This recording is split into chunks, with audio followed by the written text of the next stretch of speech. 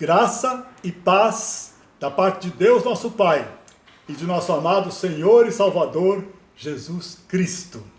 Seleção e comentários de textos bíblicos. Romanos capítulo 15. Nós que somos fortes, devemos suportar as fraquezas dos fracos e não agradar a nós mesmos. Cada um de nós deve agradar ao seu próximo para o bem dele, a fim de edificá-lo. Pois também Cristo não agradou a si próprio, mas como está escrito, os insultos daqueles que te insultam caíram sobre mim. Pois tudo que foi escrito no passado, foi escrito para nos ensinar, de forma que por meio da perseverança e do bom ânimo procedentes das Escrituras, mantenhamos a nossa esperança.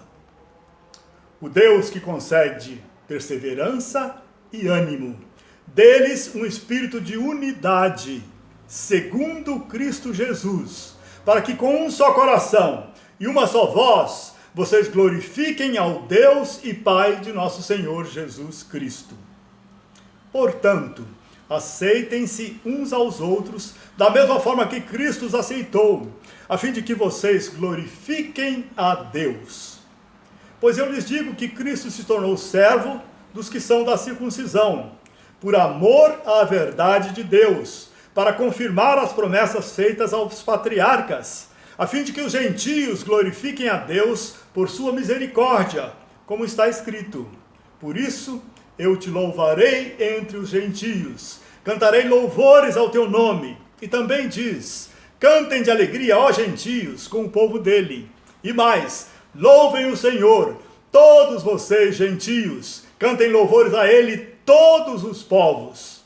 E Isaías também diz, brotará a raiz de Jessé, aquele que se levantará para reinar sobre os gentios. Estes colocarão nele a sua esperança. Que o Deus da esperança os encha de toda alegria e paz, por sua confiança nele, para que vocês transbordem de esperança pelo poder do Espírito Santo. Louvado seja Deus. Como é que nós devemos viver? Amando o nosso próximo.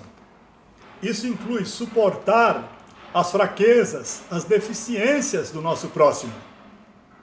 Não estamos aqui para criticar. O Senhor de todos nós é Deus, Ele é o único Senhor. Nosso próximo não pertence a nós. Nós não somos melhor do que Ele, não estamos acima dEle. Então, devemos viver para agradar o nosso próximo. Jesus andava aqui servindo, Ele vivia para servir. Você é servo dEle, você é discípulo dEle. Deve viver para servir o seu próximo. O objetivo da vida é servir, não é ser servido. É viver para agradar o nosso próximo, para o bem dele, a fim de que ele seja edificado, fortalecido no caminho do Senhor. Jesus fez isso, nós devemos seguir o seu exemplo no poder do seu Espírito Santo que mora em nós. O Deus que concede perseverança e ânimo, lhes deu um espírito de unidade. No versículo anterior ele diz, tudo o que foi escrito nesta bendita palavra aqui, foi escrito com que objetivo?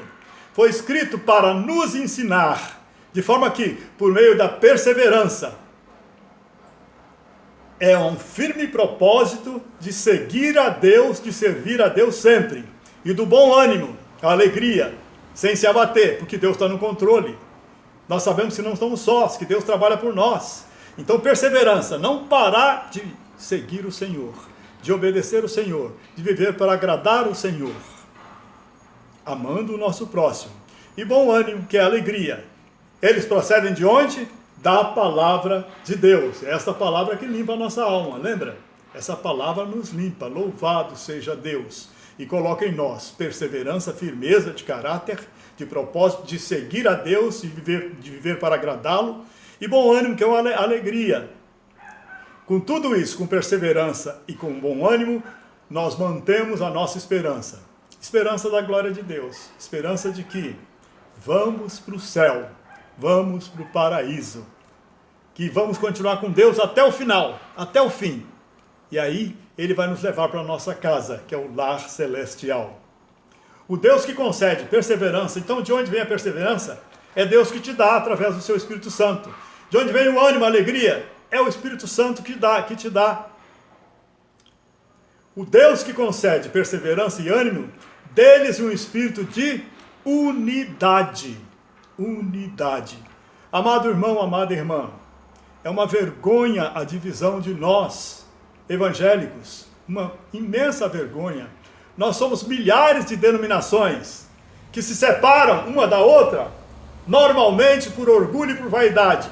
Alguém não concorda com quem está dirigindo a igreja dele, tenta mudar, não consegue, então ele sai com um grupo que o apoia. Aí funda outra igreja, põe outro nome. Nós devemos perseverar em Deus, viver em alegria na sua presença, amando o nosso próximo e sendo um com o nosso irmão. Se houver unidade entre nós, o mundo conhecerá que nós somos discípulos de Deus. Então, amado, amada, negue-se a si mesmo. Põe o seu próximo como mais importante do que você. Procure agradar a ele. Viva em unidade. A unidade vem daqui. Nós vamos pensar, sentir e querer o que está aqui. E não acharmos que só nós somos o dono da sabedoria. A sabedoria vem do alto, vem de Deus. Então, que Deus nos dê um espírito de unidade, segundo Cristo Jesus, para que, com um só coração e uma só voz, glorifiquemos a Deus e Pai de nosso Senhor Jesus Cristo. Que tenhamos unidade, o mesmo pensar, o mesmo sentir e o mesmo agir. Que o nosso coração seja um com Deus e um com o nosso irmão. Que mantenhamos, como diz o apóstolo João, em 1 João, mantenhamos comunhão com o Espírito Santo de Deus, com Deus e uns com os outros, pois somos filhos de Deus. Que o Deus da esperança os